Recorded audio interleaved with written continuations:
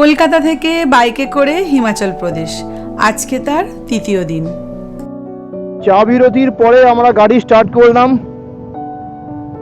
Lucknow Agra expressway just উঠছি, সামনে board expressway starts Agra. নমস্কার, কেমন আছো? আমার আরও একটা নতুন ভিডিওতে তোমাদের সবাইকে স্বাগত। আজকে তোমাদের সঙ্গে শেয়ার করব বারাণসী থেকে আগ্রা আর আগ্রা থেকে সিমলা পর্যন্ত আমাদের পুরো জার্নিটা।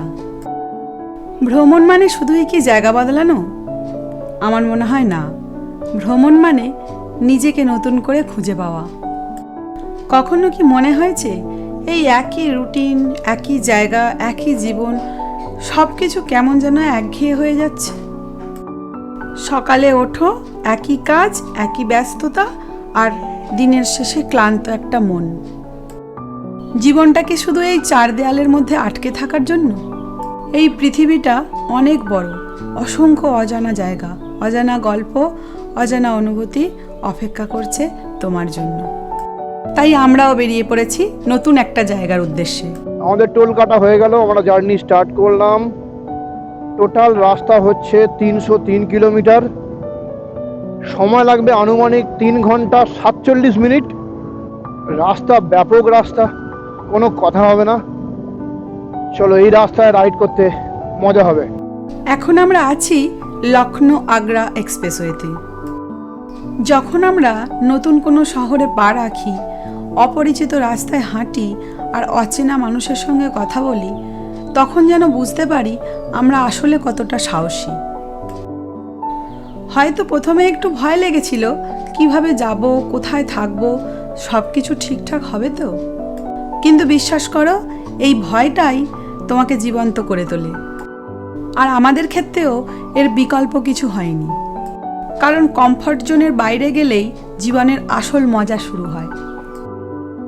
আগেই তোমাদের বলেছিলাম, এই লখনৌ আগ্রা এক্সপ্রেসওয়েতে মাত্র 2টো পেট্রোল পাম্প পড়বে আর 2টো ফুড কোর্ট পড়বে। আমরা তারই এখন একটাতে প্রবেশ করব। টানা 2 ঘন্টা লং রাইড করার পর আমরা এখন এই ফুড কোর্টটায় একটু রেস্ট করব। নিজেরাও একটু টিফিন করব আর গাড়িটাকেও একটু রেস্ট দেব। এই লখনৌ আগ্রা এক্সপ্রেসওয়েটার দূরত্ব হচ্ছে 302 কিলোমিটার। আমরা অলরেডি 100 কিলোমিটার কভার করে ফেলেছি। এই ফুড কোর্টটাতেই আমরা আধ ঘন্টার মতো দাঁড়াবো আর বিশেষ কোথাও রেস্ট করব না। সো হাই ফ্রেন্ডস, গাড়ি চালাতে চালাতে প্রচণ্ড ক্লান্ত, ওই জন্য আমরা একটা ফুড কোর্টে এসেছি। এটা দোতলা একটা মল টাইপের, খুব লাক্সারিয়াস। সেই অনুযায়ী খরচপাতিও নিতান্ত কম হবে বলে মনে হচ্ছে না। মেনু যা দেখছি সাধারণ মধ্যবিত্তের আওতার বাইরে। তো এর মধ্যে ভালো খবর যেটা, একটা স্পন্সর পেয়ে গেছি যে টোটাল আমাদের খাওয়া দাওয়ার দায়িত্ব নিচ্ছে। এই স্পন্সর এখানে বসে আছে, দেখো সবাই মোটামুটি নিজের মতো করে খাওয়া দাওয়া করছে। এখানে একটা আধ ঘন্টার মতো রেস্ট করব, তারপরে বেরিয়ে যাব, কেন আগ্রা অনেকটা পথ বাকি আছে। মোস্ট প্রবলি আগ্রা পৌঁছতে আমাদের 9টা 9:30 বাজবে। পকেটটা অনেকটাই খালি হয়ে গেল, কিন্তু পেটটা ভর্তি হলো না। যাই হোক, সবই এগুলো ভ্রমণের এক একটা পার্ট। আমরা অনেক ক্ষুধার্ত অবস্থায় রাত 11টার সময় পৌঁছে গিয়েছিলাম আগ্রা। এটা হচ্ছে আগ্রার হোটেলের সামনেটা, আমাদের পরদিন বেরোনোর টাইম। আজকে আমরা ফাইনালি পাহাড়ের দেখা পাবো। দেখতে পাচ্ছ সবাই একদম রেডি, ব্যাগ গুছিয়ে গাড়িতে স্টার্ট দিলাম। ঘড়িতে এখন 7:15। আমরা আগ্রা হোটেল থেকে স্টার্ট করছি। গন্তব্য সিমলা, যেটা ডিস্টেন্স প্রায় 550 কিলোমিটার।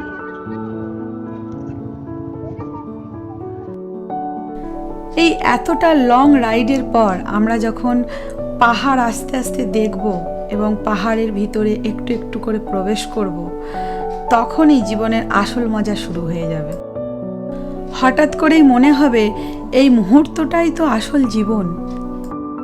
ভ্রমণ আমাকে শিখিয়েছে সব কিছু প্ল্যান মতো হয় না, আর সত্যি সেটাই ঠিক। সব কিছু নিয়ন্ত্রণে থাকে না, কিছু জিনিস শুধু অনুভব করতে হয়। এখন আমরা আগ্রার ছোট ছোট অলিগলি পথ ধরে এগিয়ে চলেছি হাইওয়ের দিকে। সকালের আলো নতুনভাবে পড়ছিল রাস্তার ওপর, চায়ের দোকানের ধোঁয়া উঠছিল ধীরে ধীরে, আর মানুষগুলো যেন তাদের নিজের গল্পে ব্যস্ত। কীরকম যেন একটা আশ্চর্যজনক মনে হচ্ছিল, আমরা বাইক নিয়ে আগ্রার রাস্তা দিয়ে যাচ্ছি। শুধু মনে হচ্ছিল আমরা পুরোপুরি স্বাধীন। যেমন পাখিগুলোকে দেখলে মনে হয় ওরা ডানা মেলে উড়ে যাচ্ছে এক জায়গা থেকে অন্য জায়গায়, আমরাও ঠিক তেমনই।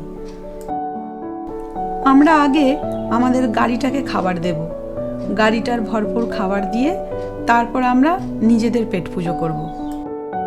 সবসময় যেন মনে একটা কিরকম অদ্ভুত ধরনের ফিল হচ্ছে যে আমরা বাইকে করে কলকাতা থেকে যাচ্ছি হিমাচল প্রদেশ ঘুরতে। এই জায়গাটায় আমরা বসে ব্রেকফাস্টের অর্ডার দিয়েছি। এই জায়গাটায় বসে বসে আমরা সার্চ করে দেখলাম এখান থেকে তাজমহল, বুঝতে পারছো, তাজমহল হচ্ছে 4 কিলোমিটার দূরে। ব্রেকফাস্ট করে আবারও বেরিয়ে পড়লাম সিমলার উদ্দেশ্যে। তাজমহল আমরা যাব ভেবেছিলাম, কিন্তু যাওয়াটা সম্ভব না। পুরো তাজমহলটা ঘুরে দেখতে লাগবে প্রায় সারাদিন। সো ব্রেকফাস্ট হয়ে গেল, আমরা গাড়ি ছেড়ে দিলাম। নেক্সট ডেস্টিনেশন পালওয়াল, এবং ওখান থেকে সোজা সিমলা। ঘড়িতে এখন 8:58। নেক্সট আমাদের সিমলা পৌঁছতে বাই রোড দেখাচ্ছে 10 ঘন্টা। 10 ঘন্টা, 12 ঘন্টা কিংবা 15 ঘন্টা, শুধু যেন কীরকম একটা সংখ্যা মনে হচ্ছে, তাই না? হ্যাঁ, আমাদের শুধু সংখ্যাই মনে হয়েছে। একটা রাজ্য থেকে অন্য রাজ্য, মাইলের পর মাইল শুধু লম্বা রাস্তা। একটু একটু করে যে যার গতিবেগ নিয়ে এগিয়ে চলেছি পাহাড়ের উদ্দেশ্যে। শুধু আমি আর আমার আকাশ। সেই মুহূর্তে মনে হচ্ছিল আমার সমস্যাগুলো হয়তো এত বড়ও না যতটা আমি ভাবতাম। এই রাইডটা আমাদের গ্রুপ রাইড ছিল। আমরা প্রত্যেকেই 1 থেকে 1.5 কিলোমিটারের ডিস্ট্যান্সে ছিলাম, এবং যখনই কাছাকাছি আসছিলাম একে অপরকে এনকারেজ করছিলাম।